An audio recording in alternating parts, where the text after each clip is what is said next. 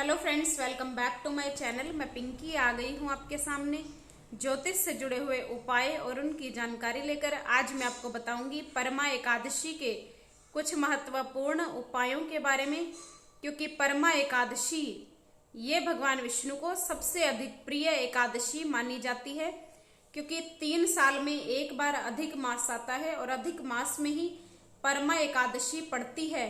इसीलिए इस एकादशी का महत्व बढ़ जाता है। परमा एकादशी को दरिद्रता दूर करने वाली एकादशी भी कहा जाता है, क्योंकि इस एकादशी का व्रत स्वयं कुबेर जी ने किया था, जिससे प्रसन्न होकर भगवान ने उन्हें धन का अध्यक्ष बना दिया था, यानी पैसों का जो प्रधान होता है वो बना दिया था। कुबेर जी को धन के देवता माना जाता है, लेकिन उन्हें ये धन प्राप्त कैसे हुआ? परमा एकादशी का व्रत पूरे विधि विधान से और पूरी श्रद्धा के साथ रखने से। इसीलिए इस एकादशी को धन देने वाली एकादशी भी कहा जाता है। इस बार ये परमा एकादशी तिथि शुरू हो रही है 11 अगस्त को सुबह 5:06 पर और समाप्त हो रही है 12 अगस्त को सुबह 6:31 पर। लेकिन जो परमा एकादशी का व्रत है वो 12 तारीख को ही रखा जाएगा, क्योंकि सूर्योदय वाली जो एकादशी है वो 12 तारीख को ही पड़ रही है। सूर्योदय व्यापनी एकादशी का व्रत ही रखा जाता है, और गृहस्थ के लिए द्वादशी युक्त एकादशी का व्रत रखना ही सर्वोत्तम होता है। इसीलिए वृंदावन हो चाहे इस्कॉन हो, हर जगह पर 12 तारीख का व्रत ही रखा जाएगा। लेकिन जो लोग व्रत नहीं रख सकते उन्हें इन नियमों का पालन अवश्य करना चाहिए। एकादशी के दिन चावल और चावल से बनी हुई किसी भी वस्तु को ग्रहण नहीं करना चाहिए। प्याज, लहसुन, मांस, मदिरा इत्यादि का सेवन भी इस दिन ना करें। और इस दिन एक तुलसी जी में जल भी नहीं चढ़ाया जाता, क्योंकि तुलसी जी को विष्णु जी की पत्नी कहा जाता है, माता लक्ष्मी का स्वरूप माना जाता है। और कहा जाता है कि इस दिन तुलसी जी भगवान विष्णु के लिए निर्जला व्रत रखती हैं। तो आप 10वीं तिथि की शाम को तुलसी जी को जल अवश्य चढ़ाएं, जिससे एकादशी के दिन तुलसी जी सूखे ना। गर्मी बहुत अधिक है, इस बात का विशेष ध्यान रखें। और एकादशी के दिन तुलसी दल भी नहीं तोड़ना चाहिए, इसीलिए आप 10वीं तिथि को ही तुलसी दल तोड़कर रख लें, क्योंकि तुलसी दल के बिना भगवान विष्णु और लड्डू गोपाल जी कोई भी भोग स्वीकार नहीं करते। और एकादशी में जो लोग तुलसी जी के नीचे दिया जलाते हुए चावल का आसन देते हैं, तो उन्हें चावल का आसन भी नहीं देना चाहिए। हर प्रकार से चावल का प्रयोग इस दिन वर्जित माना जाता है। तो आइए बात कर लेते हैं परमा एकादशी के उपायों के बारे में। लेकिन उपाय जानने से पहले मेरी वीडियो को लाइक, शेयर और चैनल को सब्सक्राइब कर दें, और बेल नोटिफिकेशन दबाना बिल्कुल ना भूलें, जिससे आने वाले वीडियोस का आपको पहले से पता चल सके।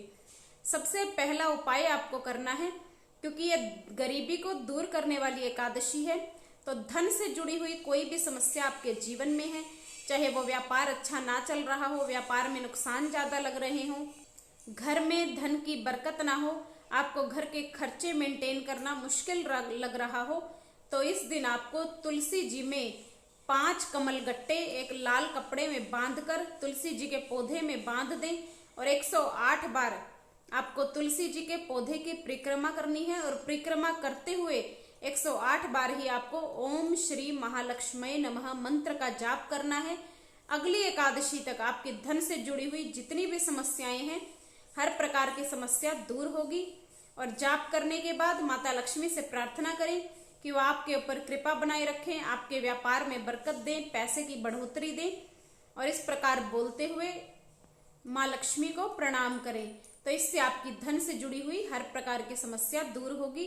क्योंकि कमल गट्टा माता लक्ष्मी को अत्यंत प्रिय माना जाता है, और तुलसी जी माता लक्ष्मी का ही स्वरूप है। तो जब आप तुलसी जी में कमल गट्टे बांधते हैं, ओम श्री महालक्ष्मी नमः मंत्र का जाप करते हैं, इससे माता लक्ष्मी आप पर प्रसन्न होती है। और विशेष रूप से जब आप परमा एकादशी के दिन इस उपाय को करते हैं, तो माता लक्ष्मी की कृपा विशेष रूप से आप पर बनती है, और आपकी धन से जुड़ी हुई हर प्रकार की समस्या दूर होती है। दूसरा उपाय आपको करना है, अगर आपकी कोई मनोकामना है जो बहुत लंबे समय से पूरी नहीं हो पा रही है, आपने सब कुछ करके देख लिया लेकिन मनोकामना पूर्ण नहीं हो रही है, तो इस दिन आपको पीपल के वृक्ष के पास जाना है, और आपको ये सामग्री लेनी है। एक पान का पत्ता आप ले लें, और उसके ऊपर एक फिटकरी रख लें, और थोड़ा सा सिंदूर उस फिटकरी पर डाल दें, और अपनी मनोकामना बोलते हुए पीपल के वृक्ष के नीचे इस पान के पत्ते को रख दें और उसे एक पत्थर से दबा दें। और दबाने के बाद पीपल के वृक्ष की 108 परिक्रमा करें। ओम नमो भगवते वासुदेवाय नमः मंत्र का जाप करें। अगली एकादशी तक निश्चित मानिए 100% आजमाया हुआ और रामबाण उपाय है। आपकी मनोकामना भगवान विष्णु की कृपा से अवश्य ही पूर्ण होगी।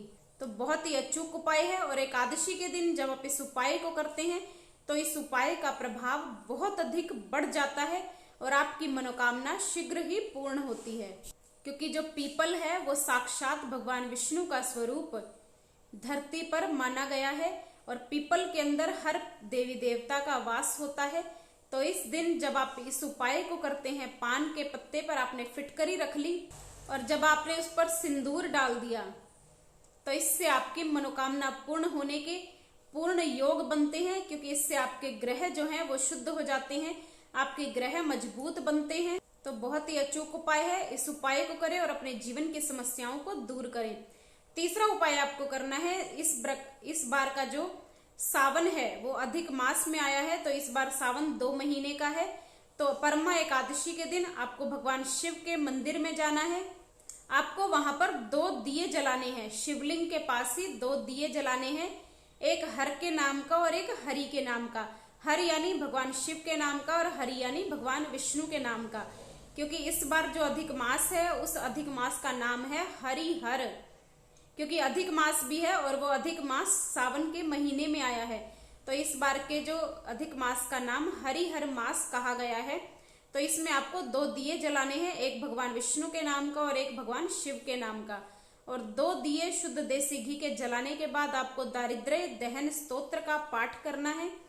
अगर आपका उच्चारण शुद्ध नहीं है तो आप इसे अपने मोबाइल में भी चला सकते हैं और इसे पूरी श्रद्धा के साथ आपको आंखें बंद करके दोनों हाथ जोड़कर पूरी श्रद्धा के साथ सुनना है। किसी को भी इधर उधर आपको देखना नहीं है। पूरी श्रद्धा के साथ जब आप इस स्तोत्र को सुनेंगे तो 48 घंटे के अंदर अंदर अगर आपके धन से जुड़ी हुई कोई समस्या है, पैसे से आप परेशान हैं, पैसा आपका अरेंज नहीं हो रहा है, घर के खर्चे निकालने भी आपको मुश्किल हो रही है, तो इस प्रकार की अगर कोई समस्या है तो वो समस्या निश्चित ही दूर होगी। भगवान शिव और भगवान विष्णु की कृपा से आपकी धन से जुड़ी हुई हर प्रकार का परेशानी दूर होगी और धन आपके जीवन में बढ़ेगा, पैसे की बढ़ोतरी आपके जीवन में होगी। तो बहुत ही अचूक उपाय हैं, इन उपायों को करें और सुख समृद्धि और खुशहाली को अपने जीवन में आकर्षित करें। ऐसी मंगल भावना के साथ जय गुरुदेव।